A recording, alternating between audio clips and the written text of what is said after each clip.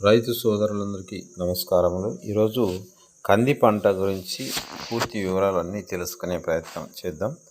కంది పంట ఆంధ్రప్రదేశ్లో దాదాపు 2.39 లక్షల ఎకరాల్లో సాగు చేయబడుతూ 1.08 లక్షల టన్నుల ఉత్పత్తినిస్తుంది. హెక్టార్కి 453 కేజీల సరాసరి దిగుబడి ఇస్తుంది. పత్తి, మిరప, పొగాకులకు ప్రత్యామ్నాయంగా అలాగే సజ్జ, జొన్న, మొక్కజొన్న, పెసర, సోయా, చిక్కుడు, వేరుశెనగ లాంటి పైర్లతో అంతర పంటగా కందిని ఖరీఫ్లో పండించవచ్చు.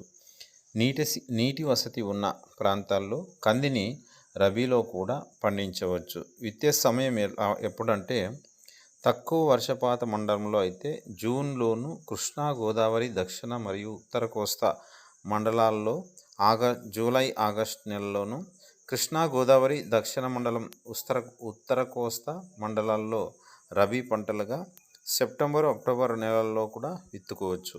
నేలలు ఎలాంటి నేలలు కావాలంటే నీళ్లు తొందరగా ఇంకిపోయే గరప, ఎర్రగరప, చలకా నేలల్లో మరియు మురుగునీరు పోయే వసతి గల నల్లరేగడి నేలల్లో సాగు చేసుకోవచ్చు.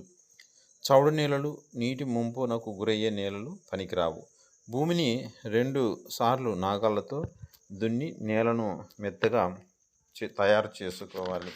నెక్స్ట్ వచ్చేసి ఈ కందిలో రకాలు, మేలైన రకాలు అంటే LRG 41, Lakshmi, ICPL, BSMR, ASHA, LRG 52 Amaravati, 105 Krishna, LRG 133-33 సౌభాగ్య, ఇలాంటి రకాలు నూతన వంగడాలవి బాగా లైక్ చేస్తుంటారు రైతులు. ఇవి విత్తన శుద్ధి ఎలా చేసుకోవాలంటే కేజీ విత్తనానికి 8 మిల్లీలీటర్ల ఇమిడాక్లోప్రిడ్ లేదా 10.0 ml థయామిథాక్సిమ్ కలిపి విత్తే సమయంలో రసం పీల్చు పురుగుల నుండి పంటను 30 నుంచి 40 రోజులు రక్షించుకోవచ్చు. ఆఖరుగా ద్రవరూప రైజోబియంను కిలో విత్తనానికి 5 నుంచి 10 మిల్లీలీటర్ల కలిపి విత్తితే అధిక దిగుబడి పొందవచ్చు. విత్తే పద్ధతి: నాగలి వెంబడి కానీ సాళ్లలో గొర్రుతో కానీ విత్తుకోవాలి. సీడ్ డ్రిల్ ఉపయోగించి విత్తుకోవచ్చు. విత్తే దూరం: ఖరీఫ్లో నల్లరేగడి నేలలో అయితే 150x20 లేదా 180x20 సెంటీమీటర్లు, వరసల మధ్య, మొక్కల మధ్య. ఎర్ర నేలల్లో అయితే 90x20 సెంటీమీటర్లు. రబీలో వర్షాపాతంగా అయితే 45-60x10. ఆరుతడి పంటగా అయితే 75-90x10 సెంటీమీటర్లు విత్తుకోవచ్చు. ఎరువులు: ఎలాంటి ఎరువులు వేసుకోవాలంటే చివరి దుక్కులో ఎకరాకి 2 టన్నుల పశువుల ఎరువు, ఖరీఫ్లో 8 కేజీలు, రబీలో 16 కేజీల నత్రజని మరియు ఈ 2 కాలాల్లోనూ 20 కేజీల చొప్పున భాస్వరం వేసుకోవాలి. అంతర పంటగా వేసినప్పుడు పైరును బట్టి వేసే ఎరువు మోతాదు మారుతూ ఉంటుంది.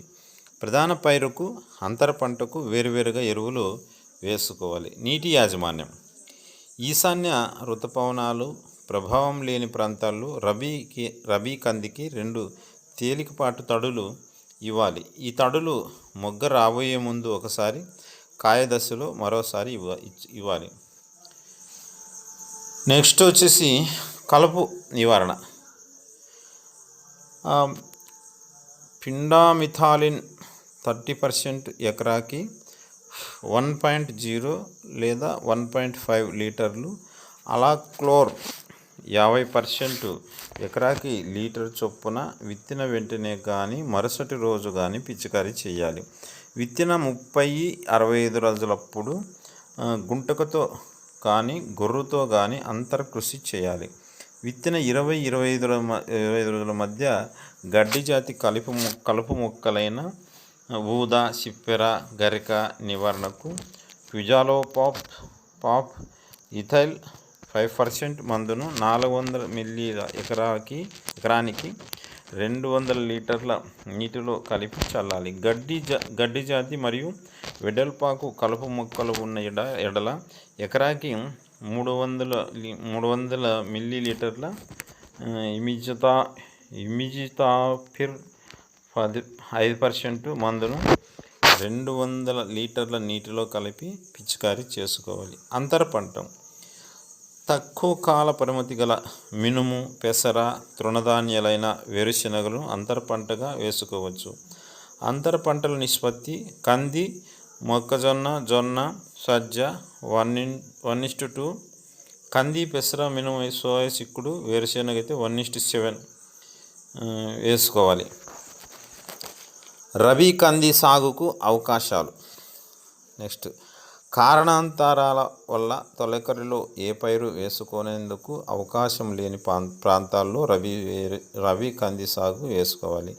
అధిక వర్షాలకు బిట్టకు మొదట పంట పూర్తిగా దెబ్బతిన్న ప్రాంతాల్లో వేసుకోవచ్చు. తొలకరిలో స్వల్పకాలిక పంటలైన పెసర, మినుము లాంటివి వేసుకొని రెండవ పంటగా కంది వేసుకోవచ్చు.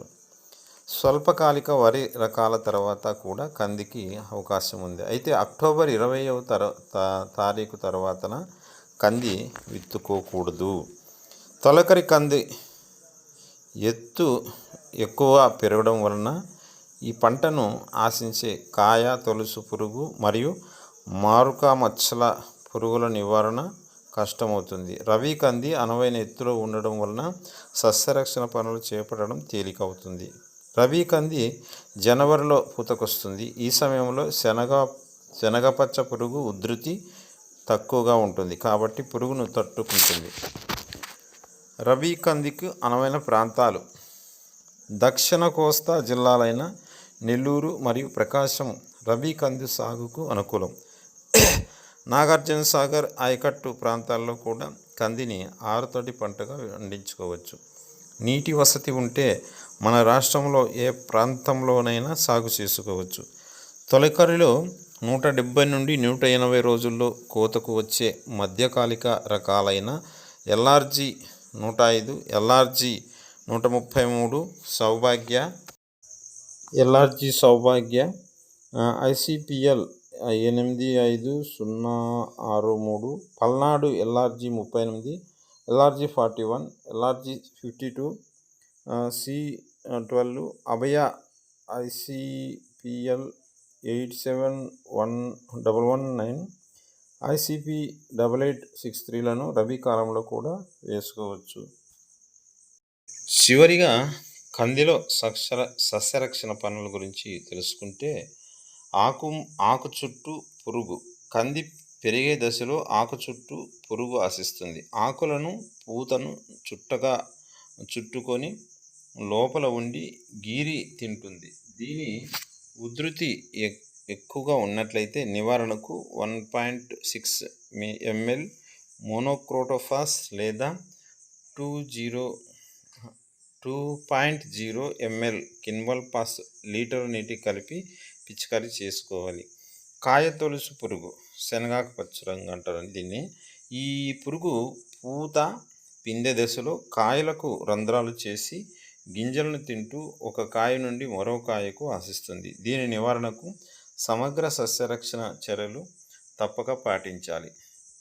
ఈ సమగ్ర సస్యరక్షణ పనులు ఏమని మనం పరిశీలిస్తే, వేసవిలో లోతు దుక్కులు చేస్తే భూమిలోని పురుగు కోశస్థ దశలు బయటపడి పక్షులు ఏరుకు తినడానికి వీలవుతుంది. ఈ పురుగు తక్కువగా ఆశించిన పంటలైన జొన్న, సోయా చిక్కుడు, నువ్వులు, మినుము, ఉలవ,